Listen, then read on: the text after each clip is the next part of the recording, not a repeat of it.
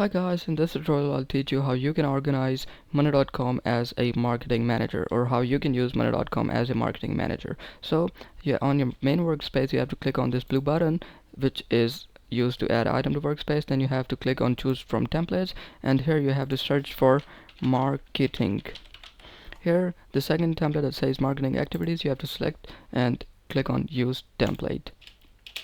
Once the template is set up, you can use this template to manage all of your marketing activities as a marketing manager. Like you can schedule for weeks, like for this week, for next week, and you can add campaign ideas, you can add past campaigns here, you can add whatever you like to manage your workflow.